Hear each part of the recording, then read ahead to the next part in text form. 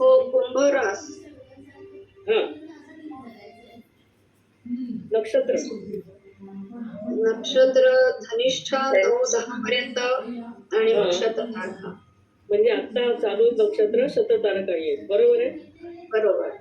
हा, त्याच्या पुढे आणि मग शुभ शुभ योग आहे. स्थूल आहे. हा, हो, स्थूल आहे.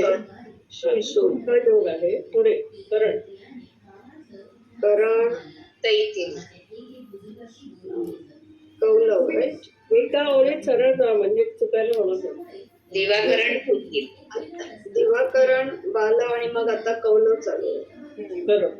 आता म्हणजे आता वेळ आहे म्हणून अजून एक प्रश्न, की जे शततारका नक्षत्र आहे त्याचं तर चरण कोणता? तो कुठे बघायचा असतो? खाली. हा, खाली, त्याच्याच खाली, बरोबर आहे. मग शततारकापर्यंत जा. तर ते आता त्यामुळे आता मला वाटतं दुसरं चरण चालू आहे. वाटतं बिट्ट नाही, कोण बोलते? Confidently you should say. कारण आता आपण जो प्रश्न चालू आहे तिकडे तुम्ही म्हणजे चुकलं तर आपण आहोतच, म्हणजे चर्चा करतोय मी असं म्हणत नाही. दुसरं 20-21 ला संपत. दुसरं 41 ला संपतोय. त्यामुळे आता शततारकाचं दुसरं चरण चालू आहे, बरोबर. हो, ठीक ठीक. मी फक्त एवढ्यासाठीच वाटतं म्हटलं, कारण मी शिकागोत आहे आणि तुम्ही भारत, त्यामुळे तुमच्या ते टाइम झोन प्रमाणे तुमची आता वेळ आहे का नाही ते मी बघत होते. तुमची वेळ किती? 7:25 झाली. हा, म्हणजे मग ते अजून आहे, ते दुसरं चरण अजून चालू आहे. ओके, ठीक. प्रश्न काय, कोणाचे काय प्रश्न झालेल्या ह्याच्यात, न झालेल्या प्रश्न आता विचारू शकता. मी आले त्यावेळेस ते मंगळाच्या होऱ्याबद्दल चालू होतं की कोर्ट कचेऱ्यांसाठी रवी घ्यायचा पण मंगळ नाही का, असं मला विचार, कारण ते वादविवाद वगैरे, मग त्याच्यात मंगळाचा होरा नाही बघायचा. नाही, रवी कोर्ट हे सरकारी कार्यालय आहे, त्याच्यामुळे सरकारी कामासाठी आपण रवीचा होरा बघतो, म्हणून रवीचा. अच्छा. आणि मंगळ जो बघायचा आहे, म्हणजे डिबेट जेव्हा असेल, डिबेट कॉम्पिटिशन, तेव्हा मंगळ बघायचं. मग तेव्हा बुध पण वादविवादासाठी नाही का मंगळ? चांगलं आहे, पण बुध वाटले म्हणजे बुद्धीने वाद घालतो, बरोबर आहे, पण तिथे डॉमिनेटिंग कॅरेक्टर थोडंसं जास्ती आवश्यक आहे. अच्छा. हा, म्हणजे अपेक्षित असतं ना की त्याने वरचढ बोलायचं आहे असं. आणि शनीचा काय कोर्टाच्या होऱ्याशीसाठी काही संबंध? शनीच्या शनी कोर्ट म्हणून ठीक आहे, पण आपल्याला राजकीय काम असल्यामुळे म्हणून तो त्याचं सांगितलं रवीचं. Okay, thank you.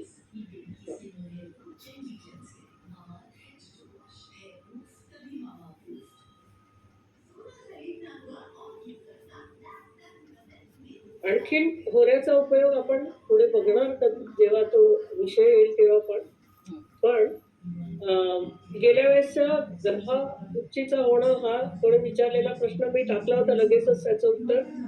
तसं आणखीन काही प्रश्न असतील तर बोलू शकताय तुम्ही.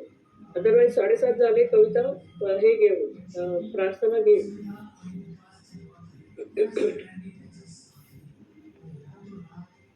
आणि गतीचा हळूहळू बघत जा, म्हणजे रोजची गती. आता काही त्याच्या काय म्हणू खूप इम्पॉर्टंट आत्ता नाही येतो, पण पुढच्या 6 महिन्याच्या ह्याच्यामध्ये गतीचा वापर करणं अपेक्षित आहे. त्यामुळे फक्त आत्ता कशी आपण नक्षत्र आणि रास बघायची सवय लावतोय, सवय करतो रोज एक निदान आपल्या क्लासच्या दिवसाचं तरी राशी आणि नक्षत्र आपण बघतो, तसं रोजची राशी नक्षत्र बघायची सवय लागावी म्हणून हा प्रयत्न. बाकी तसं काय नाही, म्हणजे परीक्षा नाही, फक्त रोजची आपल्याला गरज का लागते आणि ती कशासाठी लागते ते येईलच. आता अनेक विषय जे पुढे येतील त्यानुसार ते कळेल. कविता घे, प्रार्थना घेतलीस का? हो हो, ठीक आहे. वक्रतुंड महाकाय सूर्यकोटि समप्रभ निर्विघ्नं कुरु मे देव सर्वकार्येषु सर्वदा नमस्ते शारदे देवी सरस्वती मतिप्रदे वसत्वं मम जीवाग्रे सर्वविद्याप्रदा भव ब्रह्मा मुरारी त्रिपुरान्तकारी भानुशशि भूमिसुतो बुधश्च गुरुः शुक्रश्च निराहुकेतवः सर्वे ग्रहा शान्तिकरा भवन्तु गुरुर्ब्रह्मा गुरुर्विष्णु गुरुर्देवो महेश्वरः गुरुः साक्षात् परब्रह्म तस्मै श्री गुरवे नमः. ओम शांती शांती शांती. आपले सगळ्यांचे गुरु श्री श्री भट सर आणि माझे इतरही गुरु यात विलासदेव सर एक मॅडम येतो, सगळ्यांना मी वंदन करते. आणि आपला पुढचा भाव ज्याला आता आपल्याला महत्वाचा असा आहे नवम भाव, तो आपण आता बघणार आहोत. आता आपण मध्ये काय झालं, 5 1 2 3 4 5 हे 5 भाव आपले शुभ झाले. षष्ठ अशुभ झाला, सप्तमही मारक म्हणून थोडा अशुभ, अष्टमही अशुभ झाला. आता एकदम जी आपली अशी खालच्या शिडीच्या खालच्या पायरीवर आपण अष्टम भावापर्यंत होतो, आता एकदम वरच्या पायरीवर हा जो नवम भाव आहे हा अतिशय भाग्यस्थान म्हणून अतिशय शुभ भाव आहे. कुठलाही ग्रह नवम स्थानात आला तर अतिशय चांगला म्हटलेले की तो त्याच्या सगळ्या गुणांनी आपल्याला युक्त अशी मदत करतो. किंवा ग्रहाचं कारकत्व, ग्रह कशासाठी आपल्या कामाचा आहे त्याला आपण कारकत्व शब्द म्हटलाय, तो उपयोग आपल्याला कसा होईल तर तुम्ही तंत्रमंत्रही भाग पहिला वाचा. त्यातही तुम्हाला प्रत्येक ग्रहाचं कारकत्व दिलेलं आहे. मी घेणारच आहे, मी तुमचा रवी आणि चंद्र हे 2 ग्रह घेतले, बाकीचे ग्रह मी घेणार आहे. तेव्हा त्या ग्रहाचं जे काम आहे आपल्यासाठी ते जास्तीत जास्त चांगल्या पद्धतीने तो ग्रह नवम स्थानात आला तर तो पार पाडेल. असं हे नवम स्थान, भाग्यस्थान त्याचं नाव आहे. आणि मग त्याचा जो श्लोक आहे त्या श्लोकामध्ये हे सगळं दिलेलं असतं. धर्मक्रियायाम ही भवेत प्रवृत्ती भाग्योपपत्ती विमलम च शीलम. म्हणजे आता हा जे शब्द आहेत या सगळ्यात काही फार मोठं अवघड शब्द कुठलाच नाहीये. मग धर्मक्रिया म्हणजे काय, तर धर्म त्रिकोण आपण हे बघितलं की प्रत्येक तत्वाप्रमाणे एक एक त्रिकोण, अग्नी तत्व, पृथ्वी तत्व असे तयार होतात. तसंच धर्म त्रिकोण, अर्थ त्रिकोण असेही तयार होतात. 1 5 9 असा जो मधला बेस त्रिकोण असा जो धरू तो ह्या धर्म त्रिकोण मध्ये येईल. आणि त्यातलं सर्वोच्च स्थान बघा, 1 5 9 म्हणजे 1 नंतर 5 महत्वाचं, 5 नंतर आता 9 महत्वाचं. त्यामुळे ह्याला धर्म त्रिकोण असं नाव आहे. आणि धर्मक्रियायाम ही भवेत प्रवृत्ती म्हणजे त्या व्यक्तीची प्रवृत्ती ही धर्मानुसार चालण्याची आहे, सत्शील आहे, सद्गुणी आहे, अशा प्रकारचा अर्थ तिथे आहे. आणि भाग्योपपत्ती म्हणजे काय म्हटलंय, माझं भाग्य इथून काय आहे ते मला कळतं. आपण काय म्हणतो की पूर्वजन्मीचं सुकृत आहे, संचित आहे ते आता इथे मला कळलं की काय माझं भाग्य आहे. आणि विमलमचे शीलम म्हणजे मी जसं नेहमी तुम्हाला सांगितलं की काही गोष्टी ह्या आपल्याला दिसतात आणि काही अदृश्य दिसत नाहीत. त्यातले हे विमल आणि शील ही गोष्ट अशी कुठे दाखवू शकत नाही. ही अशी व्यक्ती आहे, शीलवान आहे, गुणवान आहे, भाग्यवान आहे, हे ज्या न दिसणाऱ्या ज्या गोष्टी आहेत त्या ह्या भाग्यस्थानातनं. आणि अत्यंत सत्शील असं स्थान आहे. आणि कसली प्रवृत्ती आहे त्यांची की ईश्वराकडे झुकलेली प्रवृत्ती आहे, देवाधिकाकडे झुकलेली प्रवृत्ती आहे. तर इथे जी रास आहे ती आहे धनु. आणि धनु राशीचा जो स्वामी आहे तो गुरु हा आकाश तत्वाचा ग्रह आहे, सर्वसमावेशक ग्रह आहे.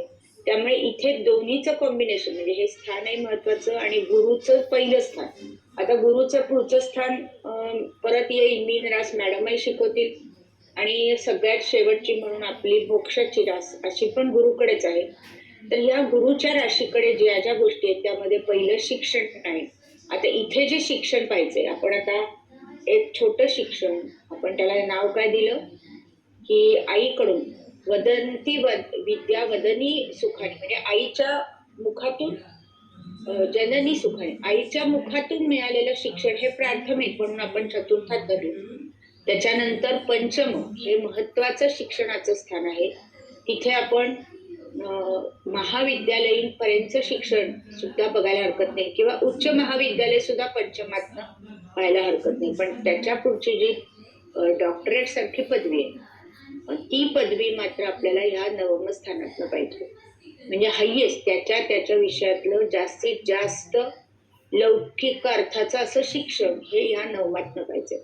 आणि मग इथे काय पाहायचं आपण अष्टमापर्यंत गुदद्वार प्रजोत्पादक इंद्रिय अशी शरीर अवयव बघितले. आता इथे आपल्याला काय पाहिजे मांड्यांपर्यंत आता पायाकडे सुरुवात आली 9, 10, 11, 12 ही पायांच्या दुखण्यांसाठी या राशी बघायच्या आहेत धनु राशीपर्यंत. आणि इथे काय बघायचं मुख्य पार्ट तर नातेसंबंधांमध्ये वडील बघा असं म्हणते. आता थोडा इथे एक असा पार्ट आहे की चतुर्थातनं आपण आई बघत असताना त्याच्या समोर म्हणजे दशम भावात वडील पाहायला पाहिजे आणि पाहायचंही आहे. परंतु साऊथ इंडियन किंवा जास्त करून वडिलांनाच आपण आचार्य गुरु असं म्हटलेलं असल्यामुळे साऊथ इंडियन लोक जास्त करून नवम स्थान हे वडिलांसाठी बघतात. हे आपल्या ज्ञानेश्वरीमध्ये पण छान वाक्य आहे की येथ वडील जे जे करीती त्या नाम धर्म ठेवी. म्हणजे की धर्म आणि वडील यांचं सांगड आहे की नाही या श्लोकात तशी इथे नवम स्थानाची सांगड ही वडिलांची घातलेली. आणि मग मी पण माझ्या वडिलांना एकदा विचारलं की कन्फ्युज होते नवमातनं वडील पहा का दशमातनं.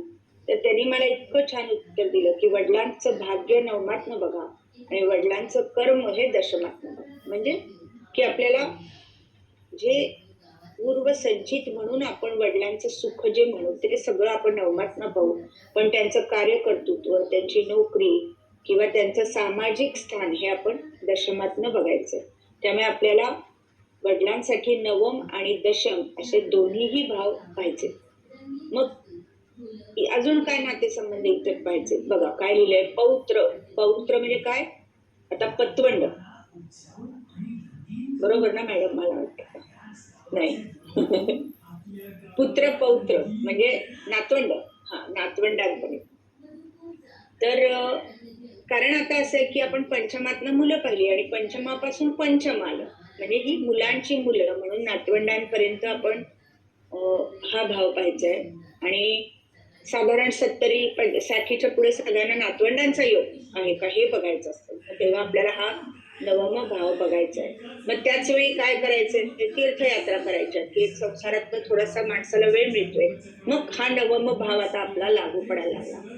आपल्याला नातवंड बघायचे आहेत आपल्याला तीर्थयात्रा करायच्या आहेत किंवा धार्मिक काही आपल्या हातनं यज्ञ याग तप उपासना काही होणार आहे का आता आपण भागवत वाचणार आहोत अशा प्रकारचे धर्मोपदेश धार्मिक क्रिया ह्या सगळ्या नवमातनं पाहिजे. किंवा कुणाला मोठ्या संतांचं हे मिळतं काय म्हणतात त्याला पण अनुग्रह मिळतो असे काही योग आहेत की नवमातनं गुरु जाताना. आता नवमातनं गुरु जाताना हे तेवढं तुम्हाला अजून कळायला अवघड आहे की एखादा ग्रह एखाद्या भावातून जात असतो म्हणजे काय आहे तर आत्ता पंचांगात तुम्हाला हे जे ग्रह इथे दिलेत याची रास तुम्ही सतत मांडता आहात ते ग्रह आपल्या पत्रिकेत कुठून निघालेत असा तो विषय आहे. त्याला गोचर भ्रमण म्हणतात. आणि हा पार्ट आपण थोडा पुढे पाहणार आहोत. तर फक्त एवढं लक्षात घ्या की एखाद्याच्या नवम स्थानातून गुरुचं भ्रमण असेल तर तो ईश्वराच्या भक्तीकडे वळेल त्याला गुरु लागतील त्याला संत सहवास लाभेल धार्मिक तो यात्रा करेल अशा प्रकारे आपण सांगू शकतो. नवमातनं गुरु जाताना नवमातनं शनी सुद्धा जाताना कारण नवम हे स्थानच ईश्वराचं आहे त्यामुळे इथून शनी जाताना सुद्धा अशाच गोष्टी अनुभवाला येतील. आता सध्या मीन रास शनीची आहे म्हणजे नवम स्थानात एक मिनिट झालं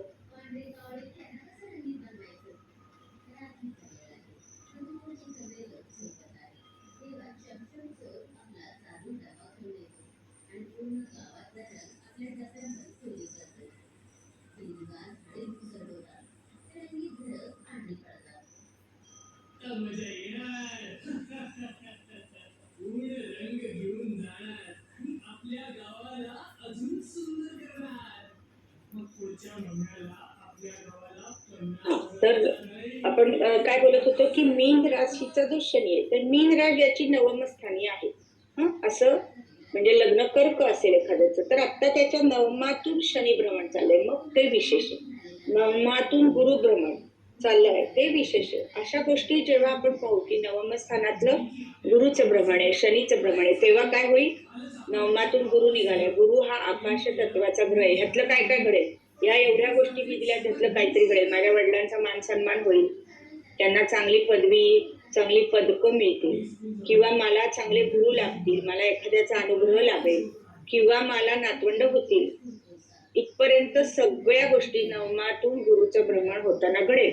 आणि एखाद्याच्या नवमातच गुरु असेल ज्याच्या ओरिजिनल कुंडलीमध्ये, तर त्याच्या भाग्याला मर्यादा नाही, म्हणजे अमर्याद भाग्य त्याला मिळेल. आता गुरु कुठल्या राशीचा, कुठल्या नक्षत्रातला, हा डीप स्टडी आहे. आणि प्रत्येक वेळी मी तुम्हाला आता असं म्हणते की हा पुढच्या 6 महिन्यात पाहू, तर खरोखर तसं आहे. हे जर सगळं मी तुम्हाला आत्ता एका वेळी सांगितलं तर तो अभ्यास क्लिष्ट होईल, आणि असा क्लिष्ट शिक्षक कोणाला नकोय.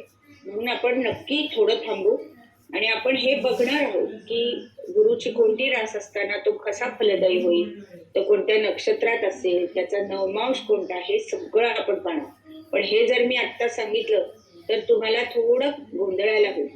आणि म्हणून आपली आणि सरांची जी ह्या अभ्यासाची बैठक आहे ती अशी केलेली आहे की आपण छोटे छोटे घास घेतोय आणि पुढे जातोय. बघा, जवळजवळ आपण आता तुमचा क्लास जुलैला सुरू केलाय. जुलै, ऑगस्ट, सप्टेंबर, तुम्हाला कितीतरी कॉन्फिडन्स येवाना आलाय की हे पंचांग तुम्हाला बऱ्यापैकी कळतंय.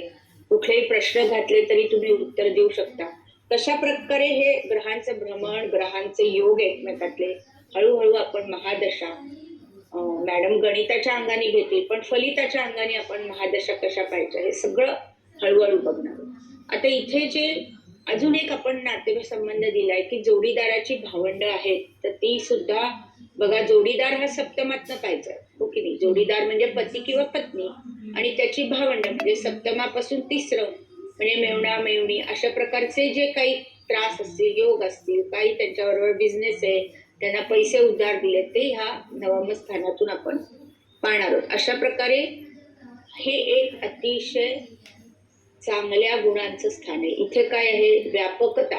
ह्या ग्रहाकडे किंवा ह्या भावाकडे एक व्यापकता आहे, एक मोठी दृष्टी आहे. स्वतःपुरतं पाहिजे संकुचित वृत्ती त्यांच्याकडे नाही. म्हणजे जी आम्ही सरांकडनं शिकलो किंवा सरांकडनं आम्ही अनुभवली, दोन्ही आमचे गुरु भट सर, देव सर, की त्यांना जे माहिती, जे हवंय, कळलंय, ते कसं आम्हाला ते शिकवतील याची त्यांना एक सतत आस असायची की आम्ही कधी भेटू, आम्हाला ते विचारतील की तुम्ही ह्या आठवड्यात काय अभ्यास केलाय, मी तुम्हाला काय शिकवू, तुम्हाला काय अडलं. अशा प्रकारचा एक जो व्यापक सम्यक विचार आहे तो ह्या नवम स्थानातून आपल्याला नक्की पाहायला मिळतो. आणि असे गुरु लागणं, शिक्षक लागणं, हेही या भाग्याचं स्थान आहे. त्यामुळे हेही आपल्याला इथून पाहता येईल. कारण पण आपल्यासाठी पंचमच आहे ना, म्हणजे शिक्षण, विद्या मिळवणं यासाठीच हे स्थान आहे. आणि अशी पारलौकिक, म्हणजे ही जी विद्या आहे, ज्योतिष विद्या आहे, ही या पारलौकिक शक्ती. लौकिक अर्थाने तुम्ही पुस्तकं वाचली, उत्तरं दिली, निबंध लिहिले, उत्तर दिली, तसं इथे नाही. तर इथे कुठेतरी अंतर्यामी मला काय वाटलं ज्योतिषाला, थोडासा भाग त्यात येतो, आणि म्हणून ह्याला पारलौकिक विद्या म्हणतो. तरी जे गुरु आहेत आमचे ते असं म्हणत नाही, ते म्हणतायत की आमची उत्तरं ही आम्हाला जे गणित शिकवले किंवा जे आमच्या शास्त्राचे नियम आहेत त्या आधारेच आम्ही उत्तरं काढले. तरी पण मी तुम्हाला असं सांगते की त्या व्यक्तीच्या स्वतःच्या अनुभवाचं जे एकत्र सार आहे त्याला कुठलाही शब्द नाही देता येणार. त्याला ती पारलौकिकता आहे की तिकडे त्याला त्याचा त्या उत्तराकडे कल कसा गेला, त्याचं मन तिथे का वळलं. तर हे सगळं ते संचित त्याच्या अभ्यासाचं आहे. पूर्वसंचित हा शब्द नक्की आहे इथे. पूर्वसंचित आहे किंवा आमचा पूर्वजांनी किंवा आम्ही केलेलं पूर्व पुण्य आहे की आम्हाला कामी येत आहे असं जरी म्हटलं तरी हा कुठलाही अभ्यासाचा जो विषय आहे तो तुम्हाला स्वतःलाच श्रम करून मिळवावा लागणार. म्हणजे असं नुसतं म्हटलं की मला पूर्वसंचित छान आहे तुमच्या कुंडलीत, मग तुम्ही नुसते हातावर हात घेऊन बसा, पंचांग सगळं जवळ घेऊन बसा, तर तुम्हाला ज्योतिष येईल का? नाही. तर त्याचे कष्ट हे तुम्हाला नक्की करायचे. तेव्हा आता आड्यात आहे का? तर आहे. पोहऱ्यात येतं का नाही हे कर्मच ठरवेल. कर्म लगेच पुढच्या भावात, दशम भावात. त्यामुळे 6 पर्यंत आपण अनुदित गोलार्ध बघितला. आता 7व्या भावापासून काय होते? उदित गोलार्ध. आता तुम्हाला मी शिकवलंय की रवी भ्रमण, थोडंसं आपण त्याला मागे जाऊ की अगदी पहिल्या 1-2 तासात घेतलं की जसा रवी उदय झाला लग्नात पहिल्या भावात तसा त्याच्यानंतरचा रवी फिरला तो व्ययभावात, त्याच्यानंतरचा फिरला लाभभावात. तुम्ही ते पहिली पेज काढून बघा. आणि आपण काय म्हटलं की दशमामध्ये पूर्ण तेजानी रवी आहे. म्हणजे 10 ते 12 दुपारचा. लगेच झालं, त्याच्यानंतरच्या पुढच्या 2 तासात तो नवम सूर्या, काय स्थानापर्यंत आहे. झालं? म्हणजे तो त्याच 4 तासात इतका प्रभावी आहे. आणि म्हणून त्याला त्यांनी म्हटले उदित गोलार्ध. म्हणजे 7व्या भावापासून पहिल्या भावापर्यंत असे आलो 7, 8, 9, 10, 11, 12, 1 पर्यंत त्याला त्यांनी उदित गोलार्ध म्हटले. आणि काय म्हणतात की उदित गोलार्धांमधले ग्रह हे जास्त फलदायी आहेत बघा. म्हणजे अनुदित गोलार्धात पत्रिकेमध्ये पहिल्या स्थानापासून 7व्या पर्यंत 1, 2, 3, 4, 5 पर्यंत जे ग्रह आहेत त्यापेक्षा 7व्याच्या पुढच्या एक अष्टम आपण धरणार नाही ते आता अधिक बलवान. मग मला असं वाटतंय का माझे सगळे ग्रह अनुदित गोलार्धात पडले पाहिजे, उदित गोलार्धात पडले पाहिजे तर ते खूप प्रभावी ठरतील. मग त्या उदित गोलार्धातलं सगळ्यात बलवान स्थान. आणि इथे काय आहे हे भाग्यस्थान शब्दच बघा तुम्ही कसं आहे की मी ठरवलं नाही मी कुठल्या घराण्यात जन्म द्यायचा, मी ठरवलं नाही मी कोणाला गुरु करू, पण मला हे लोक लाभत गेले. आपण म्हणतो की नाही की मी काही ठरवलं नाही बाबा हे समोर आलं लाभत गेलं मला. तर हे जे काही लाभणं आहे ते या स्थानात आहे. आणि मग लाभलं नाही तरी मी त्याच्या मागे गेले, प्रयत्न केले किंवा मी खूप कष्ट केले असं जे आपण म्हणू ते कर्म म्हणजे दशमस्थान आहे. मग ह्या दोघांमध्ये नक्की फरक आहे की ते कर्मस्थान हे कष्टातून प्रयत्नातून मिळवलेलं यश आणि नवम हे साहजिकच सहजपणे वाट्याला आलेलं भाग्य आहे. तर हे भाग्य आहे का किंवा किती आहे आणि त्याच्यासाठी हे नवमचा अभ्यास आपल्याला करायचा आहे. किंवा आपण खूप जेव्हा पत्रिका बघू तेव्हा तुम्हाला ह्यातला राजयोग शब्द आहे नवम आणि त्याच्या पुढचं दशम असे 2 भाव एकत्र करून जे काय घडणार आहे त्याला सुरेख शब्द आहे राजयोग. म्हणजे राजासारखं काहीतरी तुमच्या वाट्याला येईल. मग काय येईल? राजासारखं पद येईल, राजासारखी प्रसिद्धी येईल, राजासारखा आदर येईल, राजासारखा सन्मान येईल, राजासारखी वृत्ती येईल. काय काय राजासारखं येईल तर तो राजयोग हा ह्या नवम आणि दशमातनं आपल्याला दिसणार. तसंच काही वेळा उच्च शिक्षणासाठी मिळालेली स्कॉलरशिप, काही वेळा मिळालेलं नावलौकिक किंवा काही आपल्याला पद मिळाली, प्रतिष्ठा मिळाली किंवा आपण मोमेंटो म्हणतो की ते सत्कार झाले किंवा मला हे काही पदवी कोणी दिली तर हे भाग्य माझं किती आहे आणि त्याच्या बरोबरीने येणारं सुख अर्थातच हे इथे आपल्याला मोजायचंय. तसंच इथे दूरचे प्रवास असे सुद्धा म्हटलंय. आणि दूरचे प्रवास हे शक्यतो शिक्षण किंवा धार्मिक कामासाठीचे असतील असं त्यांनी लिहिलेलं आहे की दूरचे जे प्रवास आहेत ते धार्मिक कामासाठी किंवा धर्माच्या प्रचारासाठी असे असतील किंवा उच्च शिक्षणासाठी आहेत असं त्यांनी त्या साधारण ह्या स्वरूपाला ह्या नवमाच्या स्वरूपासाठी असे म्हटलेले. तसंच स्वतः तुम्ही किती दानशूर आहात, किती दानधर्म कराल ते सुद्धा या नवमातनं पाहायचंय. आणि मुख्य काय आहे शील म्हणजे तुमची प्रवृत्ती किंवा तुम्ही शीलवान व्यक्ती कॅरेक्टर तुमचं अशा प्रकारे की जे कुठेही लिहिलेलं नाही किंवा दिसणार नाही कुणाला ते इथून पाहायचं. आता तुम्ही पहा इथे साहजिकच धनु राशीचं हे गुरुचं स्थान आहे त्यामुळे इथे कारक ग्रह हा गुरु आहे. मग गुरु नवमात यावा, गुरुची दृष्टी नवमावर यावी किंवा गुरु बरोबर कोणता तरी ग्रह नवमात यावा असं जास्त चांगलं आहे की आला तर चांगलं. तसंच इथे अजून एक कारक ग्रह आहे जो रवी पण आहे. मी जसं म्हटलं की 12 ते 2 रवी बलवान आहे, तसंच 2 ते 4 ही रवी पूर्ण तेजाने आकाशात आहे. त्यामुळे तोही रवी आणि गुरु हे दोन्हीही ग्रह इथे कारक आहे. फक्त इथे केंद्रस्थान नसल्यामुळे इथे दिग्बली ग्रह येत नाही. कारक ग्रह नक्की आहे पण दिग्बली ग्रह येत नाही. आणि मग हे जे काय परत लक्षात घ्यायचं की धर्म त्रिकोणामधली स्थानं ही आपल्याला सर्वोत्तम उपयोगी आहेत. मग पहिलं स्थान धर्म त्रिकोणातलं, त्याच्यानंतर पंचम स्थान धर्म त्रिकोणातलं आणि धर्म त्रिकोणातलं नवम स्थान ही 3 स्थानं शुभ आणि कायम आपल्याला प्रत्येक भाग्य मिळवून देणारी आहेत. शिक्षण असो, संतती असो, नातवंड असो, प्रवास असो अशा प्रकारे हे नवम स्थान खूप आपल्याला उपयोगी आणि आवश्यक. आता ह्यात काही गोष्टी प्रतिकूल सुद्धा येत असतात, की जसं कर्मठपणा किंवा धर्माभिमान, अतिशय धर्माभिमान आहे, धर्मांध व्यक्ती आपण म्हणू, ही व्यक्ती अतिशय धर्मांध आहे असं जर कुठे असेल तरी हे नवम स्थानामध्ये काय राहू आहे, शनी आहे, असं आपल्याला पाहायला लागतं की खूपच आहारी गेले.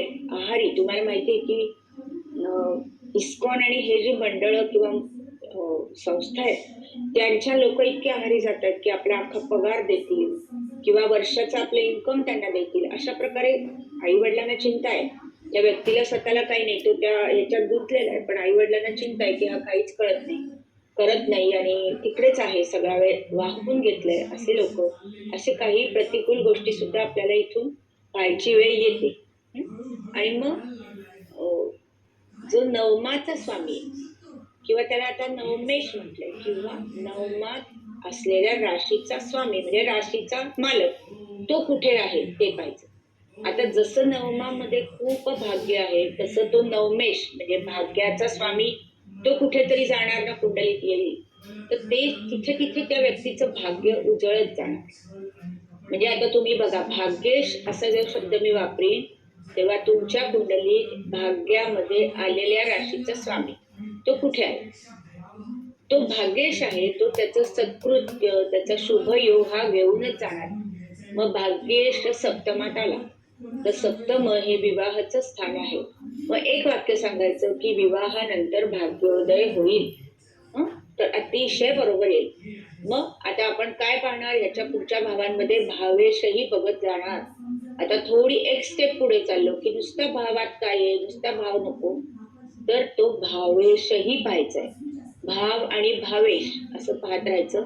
नवमामध्ये ग्रह येईल, आला तर वेल अँड गुड, नाही आला तरी प्रत्येकाला भाग्येश किंवा नवमेश असणारे ग्रह, आणि तो जिथे जिथे जाणार तिथे तिथे तो ते यश, कीर्ती, मान, सन्मान घेऊन चाललाय. आता एखाद्याचा भाग्येश चतुर्थात आहे, मग त्याच्या आईला मान सन्मान मिळतात, आई उच्च शिक्षित आहे, तसंच चतुर्थावरून घर पाहायचंय, घर चांगली वास्तू मिळालेली आहे किंवा गाड्या चांगल्या आहेत, वाहन, त्याला आपण नृप म्हणजे राजाने दिलेलं वाहन असं पूर्वीच्या वाक्याचा श्लोक आहे. पण आपण आता प्रसाद असा शब्द आहे, म्हणजे प्रासाद, राजाने दिलेलं राहायची जागा किंवा वाहन. मग हा भाग्येश नवमात गेलाय. भाग्येश नवमात तर आपण धरला चांगला, भाग्येश सप्तमात जोडीदारासाठी अनुकूल, लग्नासाठी अनुकूल, विवाहानंतर भाग्योदय होणं. भाग्येश चतुर्थात आई संबंधी अनुकूल आहे. भाग्येश लग्नात, वा. आता काय झालं की तो भाग्येश हा भाग्य घेऊन आलाय आणि त्यात लग्न म्हणजे स्वतःच्या स्थानामध्ये आपल्या आला. मग आता इथे त्यांनी काय काय दिलं, त्यांनी मला दृश्य अदृश्य सगळ्या गोष्टी दिल्यात. म्हणजे माझं शरीर प्रकृती चांगली आहे, शरीर वर्णाकृती लक्षण आहे, लक्षण म्हणजे मी कशी आहे, दणकट आहे, सुंदर आहे, जे काय आहे ते भाग्याने मिळाले. मी ठरवलं थोडीच, माझा वर्ण, माझं दिसणं हे माझं भाग्य आहे. जर भाग्येश लग्नात आला तर ते भाग्य उजळून निघेल.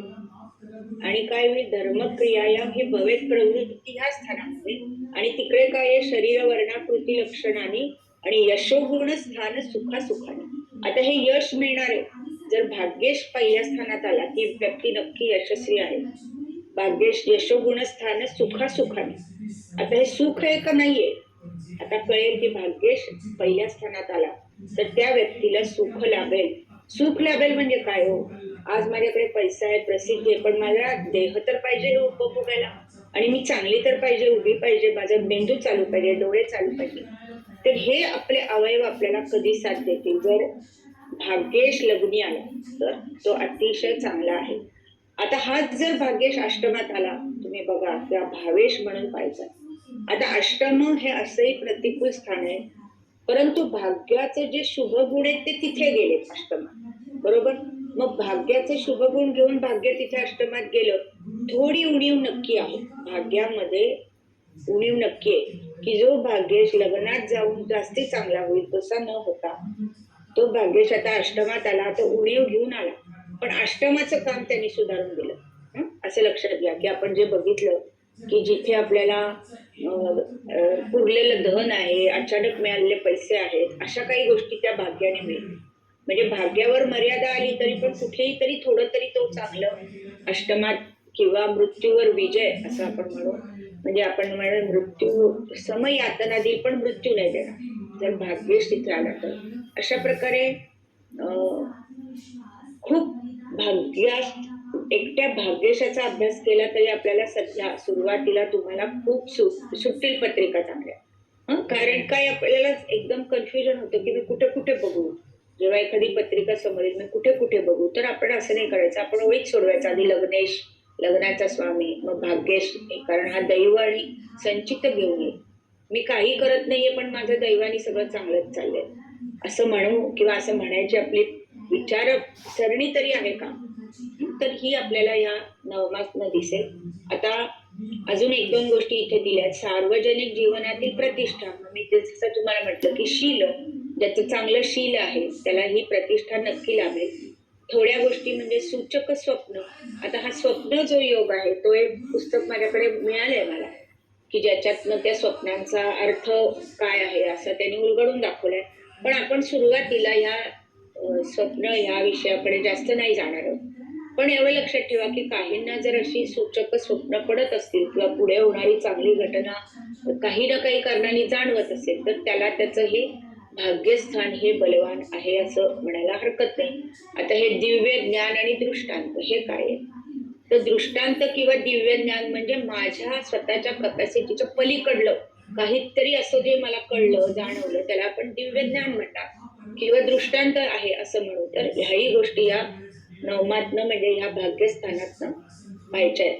तर आता अशा प्रकारे काही पत्रिका ज्या गेल्या वेळी होत्या एक दोन आपण घेतल्या त्यात खाली नवम स्थानाचं ते एकदम होते. आणि मग आपण पुढच्या दशम भावाकडे जाऊ. आता इथे मी वरती ज्या दोन पत्रिका दिल्या त्या अष्टम आणि आता खाली भाग्यस्थानाची पत्रिका आहे त्यात टिळक, लोकमान्य टिळक अशी पत्रिका पहिली लिहिली. आता इथे तुम्ही बघा की त्यांच्या भाग्यस्थानामध्ये गुरु आहे. म्हणजे गुरु हा ह्या धनुराशीचा स्वामी, भाग्याचा स्वामी. त्यात तिथे त्यांची स्वतःची मीन रास असते म्हणजे जी गुरुची रास आहे ती. तर त्यांना तसं नावलौकिक किंवा त्यांचं नावच लोकमान्य कशी काही ही पदवी मिळाली असे सद्गुण आहेत, मूल्य जीवनमूल्य आहेत, समाजाची कामं केलेली आहेत आणि चंद्रासारखं ग्रह. आता इथे जो बाण दाखवलाय त्यावरून तुम्हाला एवढं कळेल की लग्नाचा स्वामी आहे चंद्र हा किंवा लग्नेश आहे. आणि मगाशी जे मी म्हटलं की लग्न आणि भाग्य यांचं एकत्रीकरण किंवा एकमेकांच्या स्थानी आले की ते अतिशय चांगलं आहे. तसं इथे तुम्हाला तेवढंच दाखवण्यासाठी ही कुंडली दिली की गीता रहस्यसारखी पुस्तकं आहेत किंवा समाजातलं कितीतरी गोष्टी टिळकांमुळे आपण बघतो आहोत त्या सगळ्या लोकमान्य पदवी त्यांना दिली, लेखन आहे. ही पत्रिका नंतर पण तुमची अमल मॅडम घेतील की किती चांगल्या प्रकारचे त्यात योग आहेत. पण एक सुकृत चांगलं किंवा सुंदर लक्षात ठेवण्यासाठी ही पत्रिका म्हणून आपण नेहमीच यांची पत्रिका लोकमान्य टिळकांची लक्षात ठेवायची आणि म्हणायचं कसं भाग्येश भाग्यात आहे, लग्नेश भाग्यात आहे, भाग्येश ही भाग्यात आहे. त्याच्यात ही फक्त पत्रिका आपण एकदा गेल्या वेळी घेतली की त्यांची संतती गेलेली आहे म्हणून गुरु राहू एकत्र एवढे एक आपण आठवत असेल तर माझ्या वडिलांनी शिकवलं त्या दिवशी हे बोललो होतो. आता त्याच्या पुढची जी पत्रिका आहे ही रामकृष्ण परमहंस यांची आहे.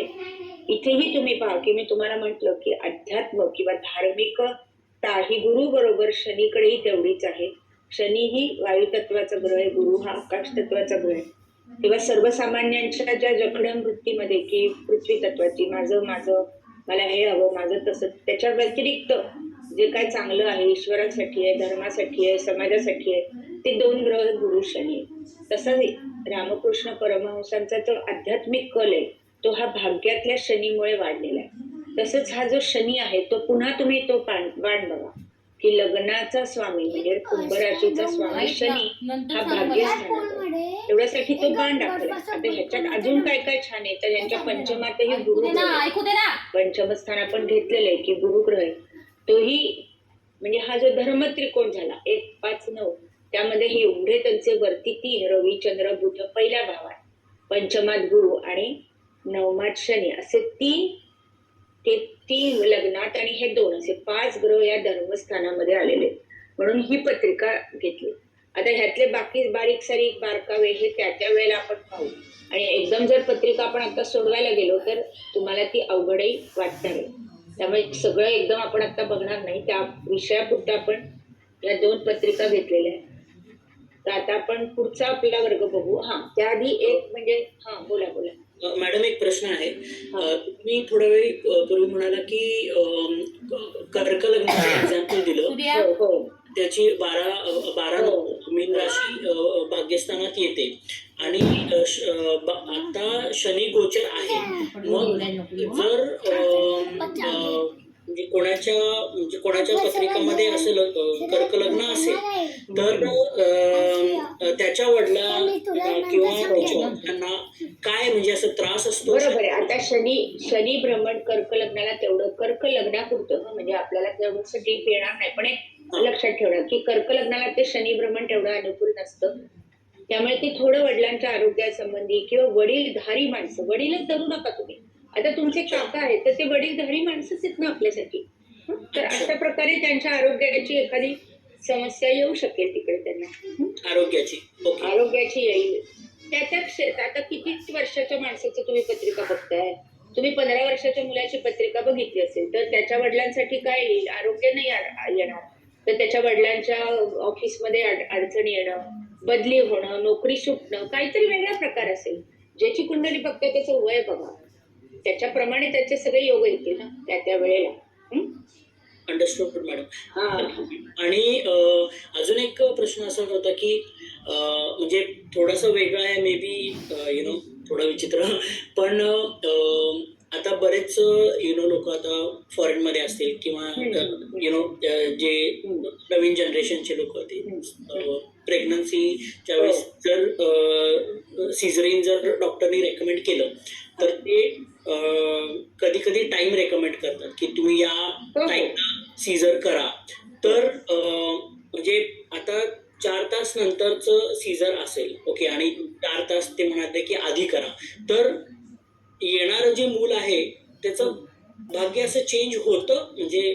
नाही. आता असं तुम्हाला मी सांगते की सिझरिन हे आजकाल म्हणजे इंडियन कंटेस्ट मध्ये डॉक्टर तयार आहे करायला की तुम्ही सांगता त्या वेळेत आम्ही करतो म्हणून. तर होऊ शकतं म्हणजे आपण लग्न चूज करू की मीन लग्न आहे किंवा आता कर्क लग्न आहे, हे शनी अष्टम नवमात आहे, असं आपण मांडू गणित आणि करू शकतो. बरेचसं सिझरिन आता होत आहे तशी की त्याच्यामुळे जे मूल येणार आहे जे मूल आहे त्याचं भाग्य त्याच्या जन्माच्या वेळेशी निगडित आहे. आपण सजेस्ट करू, सगळं चांगलं झालं त्यावेळेस बाळ जन्माला आलं तर येईल तो योग तसा. पण येईलच असं नाही की तिथे खूप गोष्टी इन्व्हॉल्व आहेत.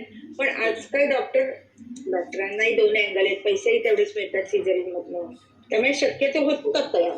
पण त्याच्यामध्ये मर्यादा खूप आहेत. त्यांना ऑपरेशन थिएटर्स लागतात, सकाळची वेळ लागते, बऱ्याच गोष्टी असतात.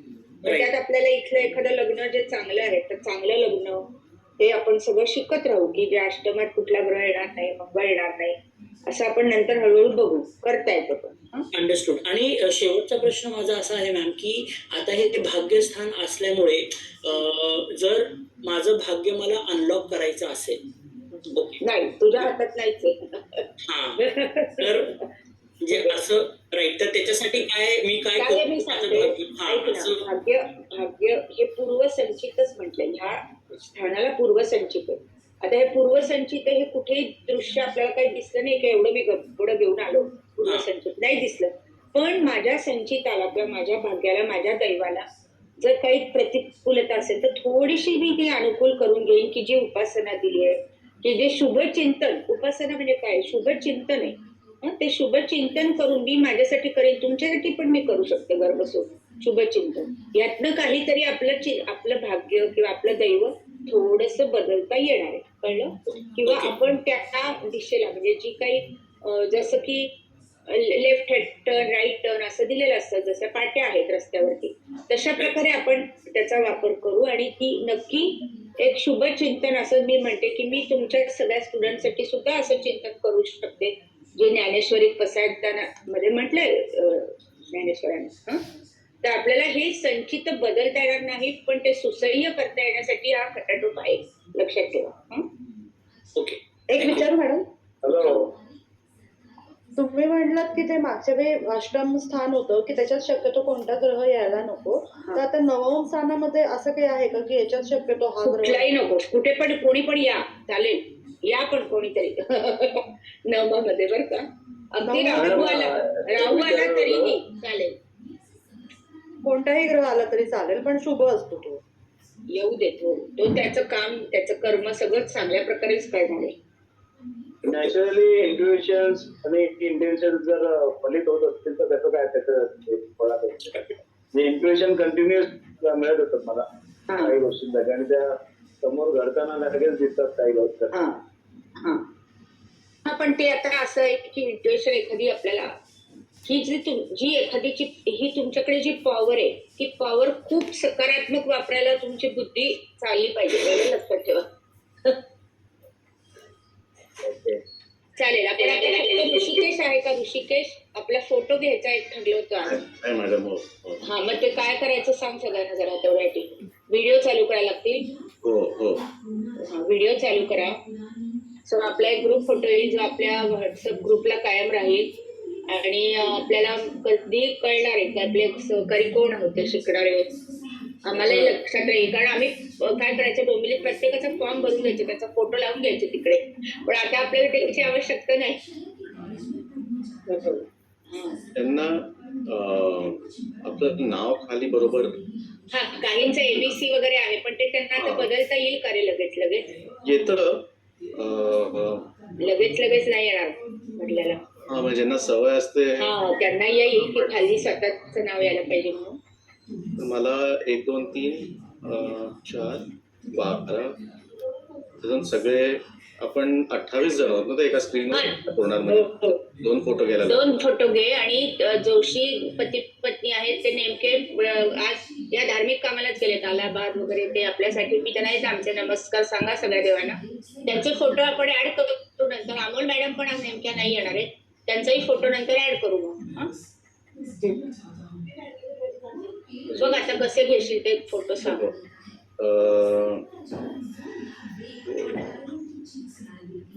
15 जणांचा कॅमेरा चालू आहे. रेखा म्हणून जे आहे त्यांचा कॅमेरा चालू नाही. लॉक केलेला आहे बहुतेक, म्हणजे त्या लॉकमुळे ब्लॉक आहे. चालू बटन चालू केलंय पण चालू करताना लॉग इन करताना अलाव नसेल केलं का परमिशन जॉईन करताना झूम मध्ये? फिजिकल लॉक दिसतोय बहुतेक. बरं, सुरेखा आता येतील. सोनाली अभ्यंकर पण हे आहे मी आहे. म्हणजे काय व्हिडिओ ऑन करायचा आहे का? हो, व्हिडिओ ऑन करा. मला तर इथे दिसत नाहीये पण मी दिसते की नाही मला माहित नाही स्क्रीनवरती. नाही, गुरुजी हिमानीचं पण हे ऑफ आहे. ऑन केलं आहे, छोट्या गोष्टी आहेत. सोनाली तुम्ही पण चालू करा video. Madhavi Desai madam video on करा. तर हरकत नाही, आपण नंतर असं ऍड करू शकतो, पण झालं तर उत्तम. जेवढे जास्तीत जास्त येतील तेवढे. आणि वेळ लागत असेल तरी हरकत नाही. मॅडम आहेत ना. गुरुजी ऍप हे कोणाचं नाव असेल?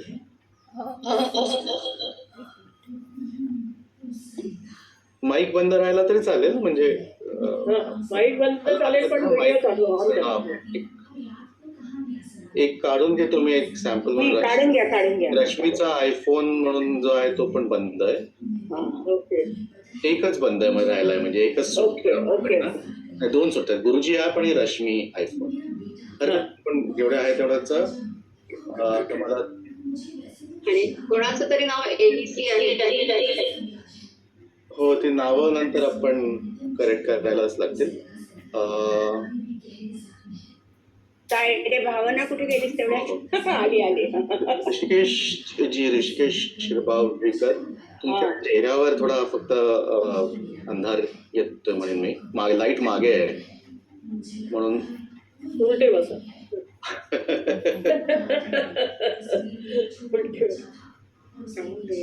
बरं, ठीक आहे. चला, जसं येतोय तसं सोनालीसाठी थांबायचंय का? सोनालजींसाठी आणि ह्यांचं काय अडचण झाली घडली नाही. आले तर ठीक आहे. बरं, एक आपण ट्रायल फोटो तरी काढूनच घेऊया. तर कोण सुरेखा बोलतायत का? तुमचा ना माझ्या मते ना वरचा जो लॉक असतो ना, जे स्क्रीनच्या वर तिकडे कॅमेरा आहे तिकडे लॉक होतो. तुम्ही लॅपटॉपवर असाल तर तिकडे लॉक असेल बघा. कॅमेरा चालू आहे तुमच्या सॉफ्टवेअर मधून, पण वरती तो फिजिकल एक असतो एक.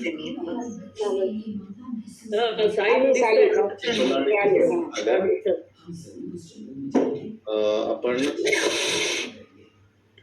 2 पानात भरून येत आहेत सगळे. रेडी 1 2 3 म्हणतो आणि ज्यांच्याकडे तुम्ही लॅपटॉपवर असाल आणि प्रिंट स्क्रीन घेऊ शकत असाल तर तुमच्या बाजूला पण घेऊन ठेवू शकतो. फक्त एकदा समोर बघितलं, आय थिंक प्रसन्नाची खाली बघतायत किंवा कोणतरी बिलकुल बाहेरच होत आहे. रेडी? मला 2 फोटो घ्यायला लागतील म्हणून मी 2दा 1 2 3 म्हणणार आहे. ओके. रेडी? 1 2 3. हा झाला पहिला आणि स्लाइड. परत एकदा 1 2 3. ठीक आहे. तुम्हाला आपल्या व्हॉट्सअपवर एक लगेच पाठवून देतो सगळ्यांसाठी. आणि त्याला नंतर जरा आकर्षक करून परत एकदा पाठवतो. मी फक्त अजून एक कॉपी घेऊन ठेवतो जर कोणाचे डोळे बंद आले असतील किंवा.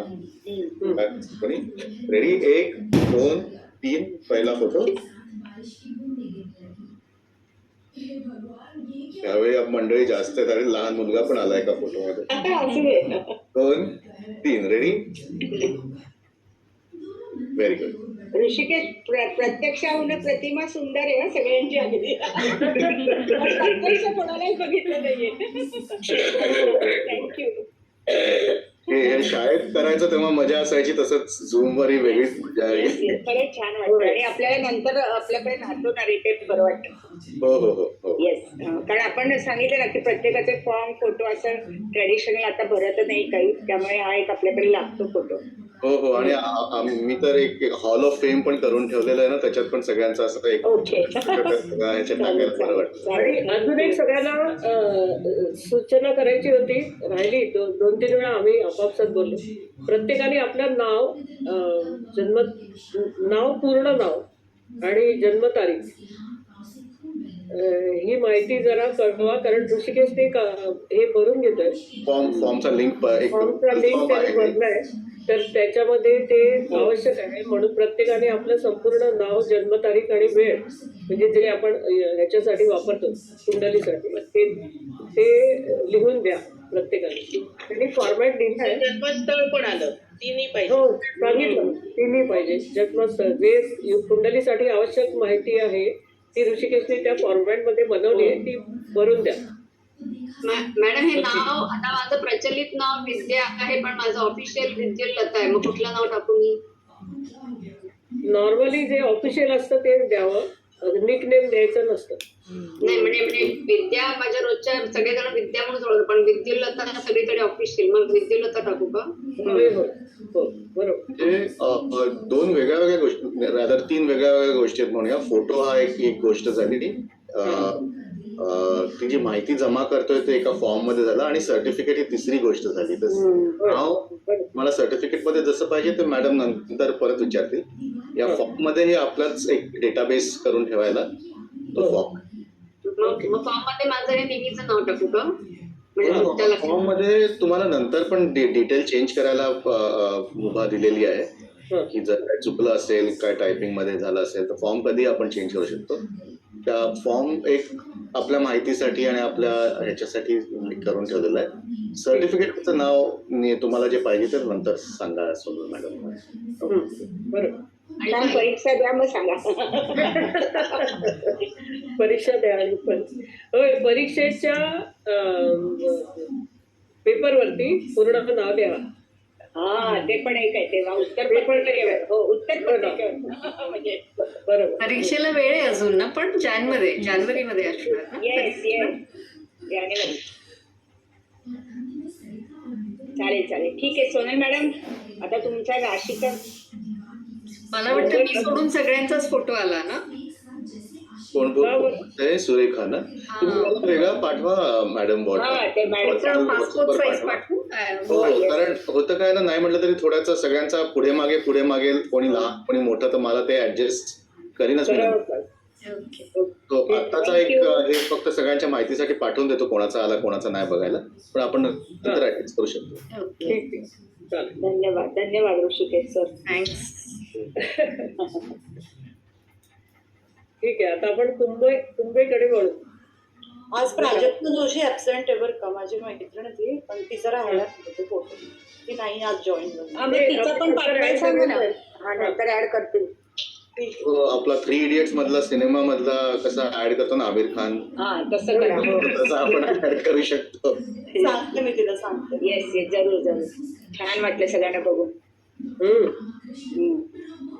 आनंद होतो.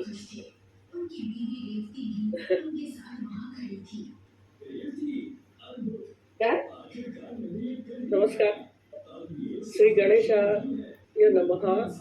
गणपती बाप्पाला वंदन करू. माझ्या गुरुवर्य गुरु बंधू विलासदेव सर्वांना नमन करू.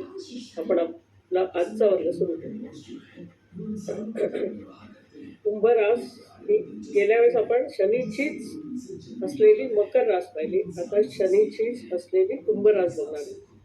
त्याच्यामध्ये फरक काय आहे, साम्य काय असेल? साम्य एक की शनी दोन्ही राशीचा स्वामी शनी आहे, हे साम्य झालं. आता फरक काय? फरक असा आहे की मकर रास ही पृथ्वी तत्वाची रास आहे, चर स्वभावी रास आहे, तर कुंभ रास ही वायू तत्वाची रास आहे आणि स्थिर स्वभावी रास आहे. म्हणजे हा मुख्य फरक आहे त्याच्या आणि त्यानुसार घडणाऱ्या गोष्टी किंवा त्यानुसार घडणारे त्यांचे स्वभाव, त्यानुसार बदल होणारे त्यांचं छोट्या छोट्या गोष्टी, ते आपल्याला आता कळेल. ही राशीचक्रातील 11वी रास, म्हणजे 11 आकडा जिथे कुठे लिहिला जातो तिथे त्याचा अर्थ किती कुंभ रास आहे. राशीचक्रातली 11वी रास आणि व्याप्ती आहे आपल्या 10 राशी झाल्या, 30 गुणिले 10 म्हणून 300 अंश पूर्ण झाले आणि 301 ते 330 ही कुंभ राशीची व्याप्ती आहे. धनिष्ठा नक्षत्राचे पहिले 2 चरण मकर राशीत गेले. हा, आता इथे मगाशी मी साम्य जे म्हटलं की दोन्हीकडे धनिष्ठा नक्षत्र आहे. पहिले 2 पद किंवा पाद म्हणतात त्याला, किंवा चरण, पहिले 2 चरण हे मकर राशीत आहेत आणि उरलेले 2 चरण म्हणजे 3रा आणि 4था चरण हा कुंभ राशीत आहे. म्हणजे हे साम्य असेल, त्या धनिष्ठा नक्षत्राचे जे काही गुण दिसतील ते आपल्याला दोन्हीकडे दिसतील. मग शततारका नक्षत्राचे 4 चरण आणि पूर्वा भाद्रपदा नक्षत्राचे पहिले 3 चरण, अशा 9 चरणांची मिळून ही कुंभ रास तयार होते. कुंभ म्हणजे घडा, खांद्यावरती कुंभ, पाण्याचा घडा घेऊन उभी असलेली ही मानवाची आकृती, असं त्या राशीचं प्रतीक आहे. त्यानुसार काय आहे, घडा त्याचा भरलेला आहे, म्हणजे त्याच्याकडे ज्ञान पूर्ण भरलेलं आहे. त्यानुसार त्याचा वृत्ती काय आहे, संग्रह करून ठेव, संग्राहक वृत्ती, ज्ञान पिपासूपणा, संशोधक वृत्ती आणि प्रगल्भ बुद्धिमत्ता, एकदम तीव्र प्रगल्भता त्याच्यामध्ये असते आहे आणि दिसून येते. अलौकिक स्मरणशक्ती, मेमरीच्या बाबतीत प्रचंड बुद्धिमान, म्हणजे आश्चर्य वाटावं इतकी त्यांची मेमरी सॉलिड असते. उत्तम धारणाशीलता आणि परोपकारी वृत्ती सुद्धा दिसून येते. त्याचा अर्थ असा आहे की ज्याला ज्ञान झालं तो व्यक्ती शांत होतो. कारण प्रत्येक गोष्टीचं ज्ञान झाल्यानंतर व्यक्ती स्वभाव त्याचं वागणं आहे ते खूप शांत होते. ती व्यक्ती आतून अंतर्बाह्य शांत होते. कारण का तर त्याला प्रत्येक गोष्टीचं ज्ञान झालेलं आहे. त्यामुळे म्हणून आपण ज्ञान मिळवतो आणि जोपर्यंत आपण ज्ञान मिळवत नाही तोपर्यंत अतिशय अशांत असतो. मला हे कळलं पाहिजे, मला ते कळलं पाहिजे, हे मी कुठे वाचू, ते मी कुठे वाचू, ते हे मला कुठून कळेल. अशा पद्धतीने आपली जी जो ज्ञान पिपासूपणा ज्याला म्हणतो आपण, की मला हे कळलंच पाहिजे, बरोबर आहे. आणि त्याच्यासाठीच आपली धडपड चालू असते की आपल्याला हे सगळं मिळवायचं आहे. मग काय काय मिळवायचं आहे. आता भौतिक गोष्टी मिळवताना सुद्धा मला घर पाहिजे, बंगला पाहिजे, गाडी पाहिजे, सगळं मला मिळवायचं आहे. वाचन करताना इतर ज्ञान मिळवताना आपण अरे माझं आज भागवत वाचन झालं, आता माझं ज्ञानेश्वरी वाचन झाली, आता माझं अरे ही 2 गोष्टी राहिल्या त्या कोण आहे, योगा कथामृत आहे, योगी कथामृत आहे, समर्थांचं चरित्र आहे, अरे माझं हे वाचन नाही झालं, ते वाचन नाही झालं. अशा प्रकारे आपल्याला ॲक्च्युली माणूस हा तसा स्वार्थी प्राणी आहे असं जेव्हा आपण म्हणतो, पण त्याच्यामध्ये काय होतं की प्रत्येक गोष्टीचा हव्यास त्याला असतो. पण एक पूर्ण अशी एक स्टेज येते की पाणी जेव्हा पाण्याची भरती येते, पूर्ण भरती होते आणि त्याच्यानंतर ते पाण्याला समा येते, त्याला समा म्हणतात की शांत होतं एकदम पाणी. जेव्हा पाण्याला भरती येते तोपर्यंत त्या लाटा पुढे वाहत असतात, उसळून पुढे वाहतात आणि त्यानंतर एक वेळ अशी येते की पूर्ण भरती आल्यानंतर ते पाणी 12 मिनिटं शांत राहतं, त्याला समा म्हणतात. असंच ओहोटीच्या वेळी पण होतं. जेव्हा पाण्याला ओहोटी लागते तेव्हा ते आत आत आत आत खोल घुसत जातं आणि तिथेही ती पुन्हा 12 मिनिटाची समा ही वृत्ती किंवा ही एक स्टेज तिथे येते आणि ही जी 12 मिनिटाची समा असते त्यावेळी जे शांतता अनुभवायला येते तशीच शांतता आपल्याला माणसामध्ये सुद्धा अनुभवायला येते की माणसाला जेव्हा पूर्ण ज्ञान प्राप्त होतं त्यावेळेला त्याची जी शांतता येते. म्हणून आपल्याला बघा संत लोक सगळे तू मी करून कधी भांडताना दिसत नाही. कुठलंही काम करताना त्यांच्याकडे अतिशय लीनता शांतता असते. एखादी गोष्ट समजावून देताना ते शांत असतात, तिरीमिरीने कधी बोलत नाहीत किंवा त्यांच्या वागण्याची पद्धत जी आहे ती आपल्याला भावते, सगळ्यांना आवडतं, म्हणून त्यांच्याशी बोलायला आवडतं. म्हणून संतांची वचनं किंवा संतांची प्रवचनं आपण काय ऐकतो की ते ऐकल्यानंतर आपल्याला बरं वाटतं, ऐकावीशी वाटतं. त्यांच्यात जी शांतता आपल्याला जाणवते, प्रतीत होते ते बोलताना, त्यांचं जे बोलणं आहे ते सुद्धा अतिशय शांतप्रिय किंवा गुणांनी भरलेलं असं असतं. त्यामुळे आपल्याला प्रत्येकाला ते आवडतं.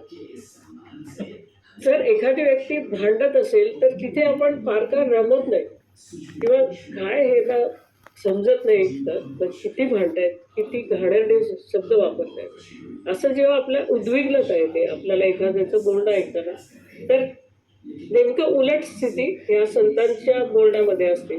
त्यामुळे आपल्याला जिथे भांडण चालू असतं तिथे विशेष आवडत नाही, जिथे आपण रमत नाही आपण तो भाग सोडून तिथून बाजूला होतो. पण जिकडे संतांची वाणी चालू असेल तिकडे आपल्याला ते आवडतं, आपण अगदी मन लावून ऐकतो. हा फरक कशामुळे? बोलण्यामुळे, बरोबर ना. पण हे बोलणं त्यांचं परिपक्वता जेवढी जास्त तेवढी ही शांतता आपल्याला चांगल्या प्रकारे अनुभवते.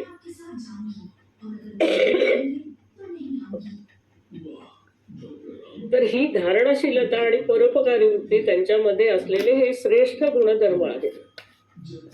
जन्मकुंडलीमध्ये सिंह राशीप्रमाणे एक तरी ग्रह कुंभेत असणं, आता आपण म्हटलं तसं की भाग्यस्थानी एक तरी ग्रह असावा, तसंच सिंह राशीत किंवा कुंभ राशीत सुद्धा एक तरी ग्रह असावा. त्याचं कारण असं आहे की ग्रहाचे नैसर्गिक गुणधर्म या राशींमध्ये उजळून निघतात. कारण सिंह आणि कुंभ या राशीत कुठलाही ग्रह उच्च किंवा कुठलाही ग्रह नीच होत नाही आणि त्यामुळे त्यांच्या पूर्ण कर्तृत्वाचे रंग अंग ते आपल्याला प्रदर्शित होताना दिसतात आणि ते जास्ती सफलता देणारे किंवा आपल्याला त्यांचे सर्व गुणधर्म प्रकर्षाने जाणवतात, प्रगतीपर असतात वगैरे. आणि बुद्धिमत्तेलाही पोषक असतं. लग्नस्थानी बलवान असून सप्तमात बलहीन वायुतत्वा ते ठरतात. वायुतत्वाची ही रास आहे आणि त्याचा स्वामी सुद्धा वायुतत्वाचाच शनिग्रह आहे. त्यामुळे याच्यामध्ये कुशाग्र बुद्धिमत्ता असते, प्रामाणिकपणा असतो, धीरोदात्तपणा असतो, गंभीरपणा असतो. ही विषम म्हणजे 11 हा विषम आकडा आहे, त्यामुळे विषम रास असल्यामुळे ती पुरुष रास आहे. स्थिर स्वभावी रास आहे. ह्रस्वदेही, शीर्षोदेही आणि दिवावली रास.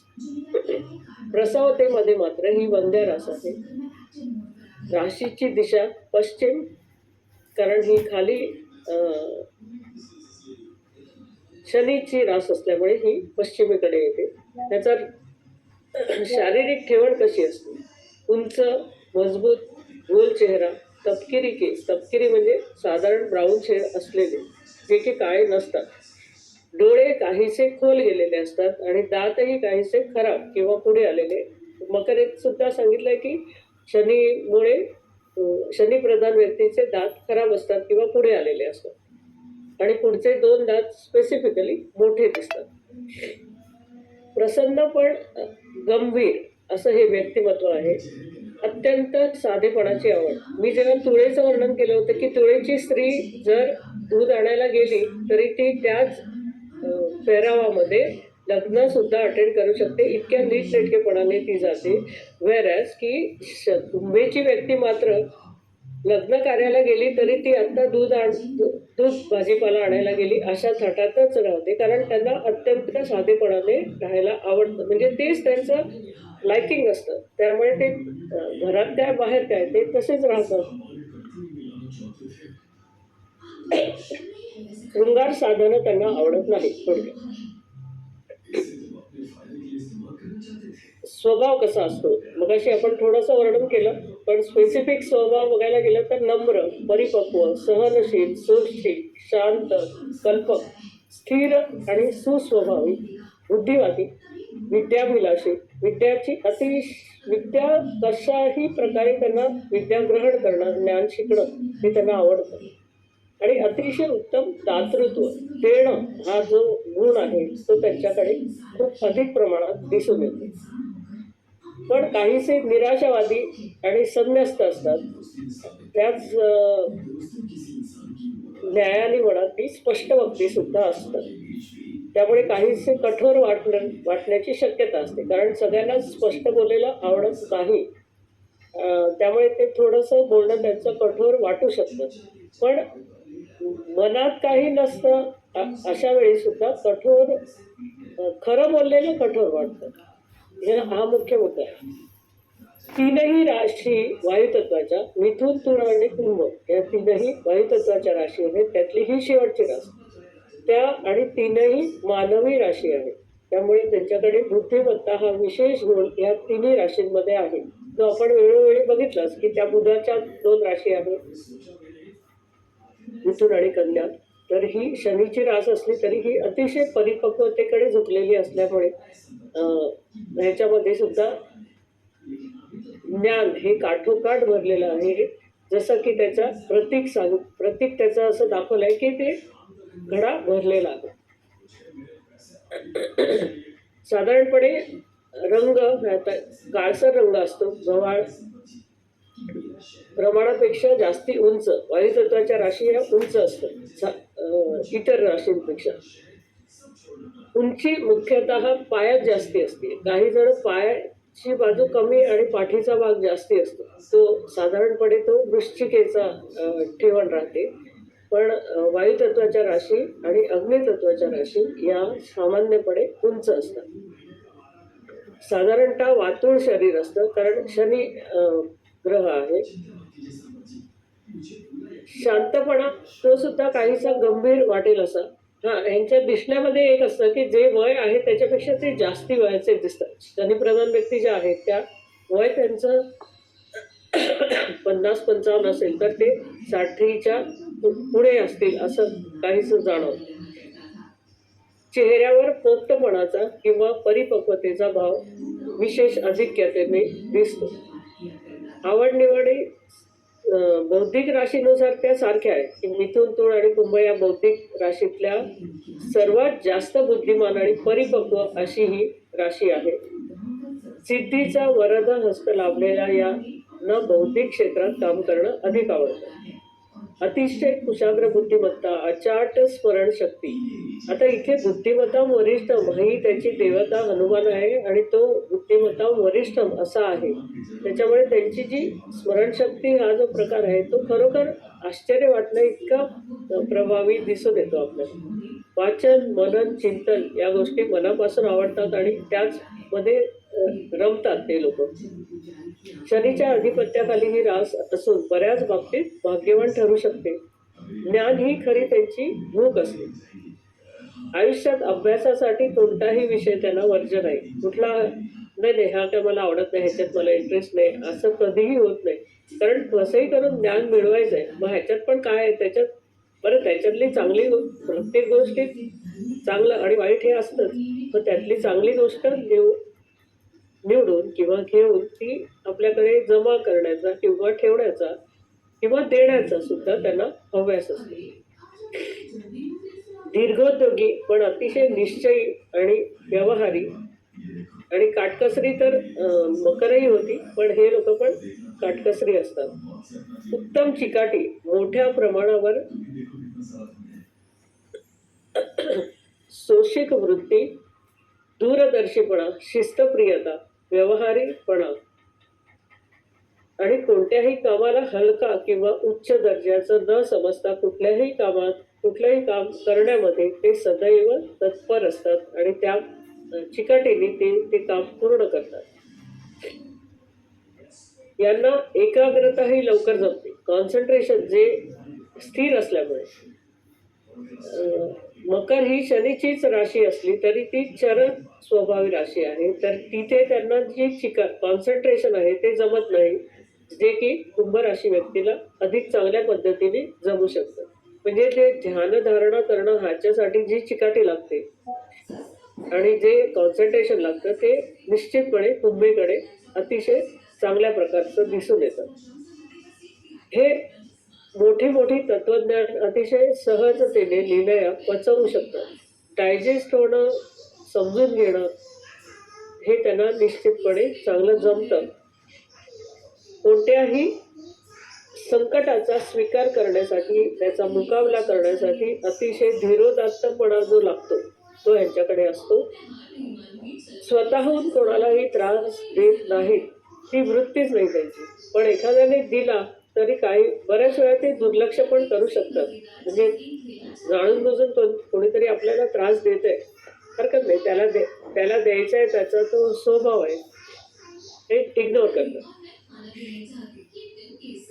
आणि किंवा बौद्धिक चतुराईने ते त्याला गप्प करतात. म्हणजे त्यांना कसं डील करायचं हे अतिशय सहजपणे समजतं आणि जमतं. आपल्या मनाला न पटणाऱ्या गोष्टी हे सहसा करत नाहीत. आणि त्यातही त्यांची वैचारिक बैठक जी असते, कारण त्याच्यामागचं जे लॉजिक असतं की ही गोष्ट मला का नाही करायची हे त्याला पूर्णपणे माहिती आहे की ही गोष्ट का नाही करायची, तर त्याच्यामागे जे लॉजिक आहे ते पटवून देण्यामध्ये निश्चितपणे सक्षम असतात की आपल्याला ते पटवून देऊ शकतात की ही गोष्ट का नाही करायची, तर हे असे त्याचे दुष्परिणाम आहेत, त्यामुळे मला हे जमणार नाही किंवा आवडणार नाही म्हणून मी हे करणार नाही असं स्पष्टपणे ते सांगू शकतात, क्लासिफाय करू शकतात. कारण त्यांची जी विचाराची बैठक आहे ती पक्की असते आणि त्यामुळे तडजोड सहसा कधी स्वीकारत नसते. नम्र आणि सहनशील आहे असं जरी असलं तरी, गंभीर आणि आनंदी असले तरी आतून मात्र ते सदैव चिंतन करत असतात. तो त्यांचा पिंड म्हणजे इनबिल्ट असं राशीचं ढोबळपणाने वर्णन केलं जातं. तरी प्राण्यांच्या मानाने माणूस नावाचा प्राण्यामध्ये माणुसकी हा जो गुणधर्म किंवा गुण आहे त्याचं नावच माणुसकी आहे, जे प्राण्यांमध्ये नाहीये. त्याच्यामुळेच तर प्राणी आणि मानव प्राणी किंवा माणूस हा वेगळा डिफरन्शिएट होतो, केला जातो किंवा आपल्याला दिसतो, समजतो. तर माणुसकीचा व्यवहार हा या लोकांकडे अधिक असतो. निरपेक्ष आणि निस्वार्थपणे काम करणारे या राशीचे बरेच लोक आपल्याला दिसून येतील. त्यांच्या बोलण्यात आणि विचारात कधी कधी क्लिष्टता असते. म्हणजे पटकन आपल्याला त्यांची जी भाषा आहे ती समजत नाही. साधी भाषा त्यांच्याकडे म्हणजे सापडेलच असं होत नाही त्यांना, की काही जे शब्द असतात ते अतिशय क्लिष्ट किंवा कठीण शब्द त्यांच्याकडनं वापरले जातात. सरळ मार्गी असतात हे लोक. तत्वज्ञानाबरोबरच गूढशास्त्र, मानसशास्त्र, कायदा, उच्च वाङ्मय इत्यादी क्षेत्रामध्ये याचं नाव असतं. कलेच्या, साहित्याच्या आणि काव्याच्या तसेच बौद्धिक खेळ हे चांगले यामध्ये हे लोक चांगलं नाव कमवतात. अतिशय चिकित्सक वृत्ती असते ती तर कन्येकडे पण आहे तीच, कारण ते सुद्धा बुद्धिमान लोक आहेत, कन्येचे लोक आणि कुंभेचे लोक सुद्धा. त्यामुळे चिकित्सक वृत्ती दोघांमुळे असते.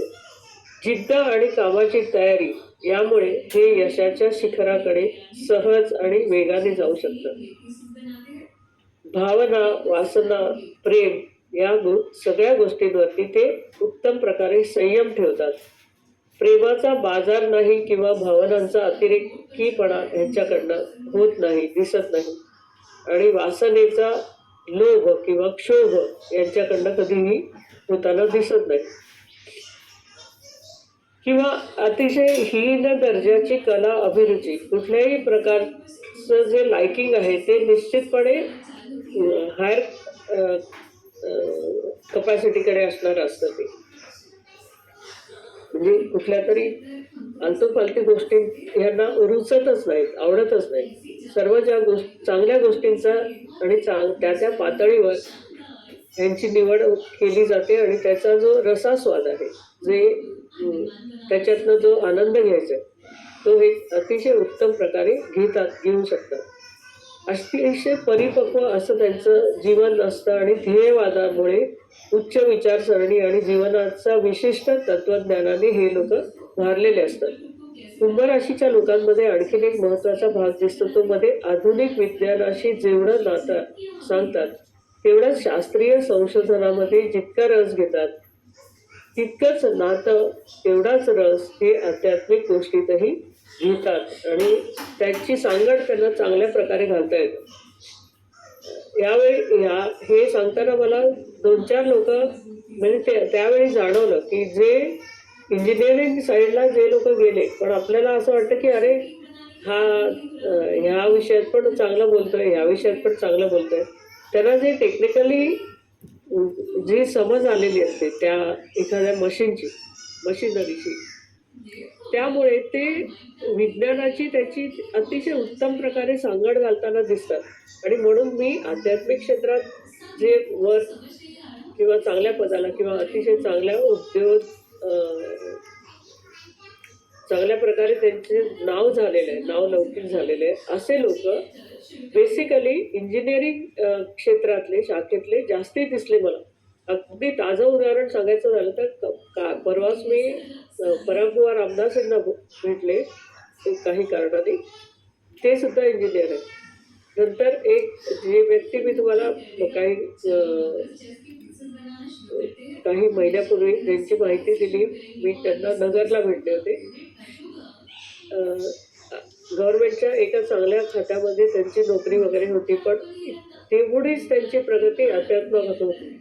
म्हणजे आपल्याला बघून असं आश्चर्य वाटतं की अरे ही व्यक्ती शास्त्रज्ञ आहे, सायंटिस्ट आहे, पण तितकीच त्यांची आध्यात्मिक प्रगती तेवढ्याच तीव्र वेगाने होताना दिसते, आपल्याला पाहायला मिळते. मकरंदबुवा रामदास हे सुद्धा विज्ञान शाखेचे पदवीधर आहेत. रादर ते पायलट वगैरे पण त्यांनी विज्ञानात म्हणजे तो भाग सुद्धा त्यांनी शिकलाय. म्हणजे ह्या दोन्ही व्यक्तींना मी जवळून पाहिलं आणि त्यांचे म्हणजे हे पण घेतली होती पत्रिका म्हणा, बायोडेटा म्हणा. तर हे परागुआ रामदासी आणि मकरंद रामदासी हे दोघेही व्यक्ती उच्च शिक्षित आहेत, विज्ञान शाखेचे पदवीधर आहेत आणि अध्यात्मात इतके पुढे गेलेले आहेत. तर असं लक्षात आल्यानंतर मी इतर अनेक पत्रिकांचा अभ्यास केला. तेव्हा सुद्धा जे जास्तीत कुंभराशी विषयी अभ्यास करताना ते जाणवलं की हे लोक जितका रस किंवा जितका इंटरेस्ट किंवा जितकं नॉलेज त्यांना इंजिनिअर किंवा वैज्ञानिक शाखेविषयी आहे तितकंच अधिक प्रगतीने ते आध्यात्मिक क्षेत्रात सुद्धा खूप पुढे प्रगती करतात. आणखीन एक फॅमिली माझ्या ओळखीची आहे गोव्यात, मिरिंगकर म्हणून. त्यांच्याकडे त्यांची 2 मुलं, आई वडील सगळे इंजिनियर आहेत आणि त्यांचा एक मुलगा, दुसरा मुलगा CA आहे. सगळे अध्यात्मात प्रगती. त्यांच्या घरी दरवर्षी भागवत केलं जातं कारण त्यांचे सासरे पण ते आध्यात्मिक क्षेत्रात पुढे होते. पण ती ही पूर्ण फॅमिली इंजिनियर आणि CA वगैरे असून दरवर्षी त्यांच्या घरी वर्षातून एकदा भागवत होतं. फक्त कुंभराशीचं वैशिष्ट्य सांगणं एवढा हेतू होता आणि त्यांचं जो आध्यात्मिक ज्ञान आहे आणि वैज्ञानिक हे त्यांची जी सांगड आहे ती मला अनेक ठिकाणी अनुभवता आली.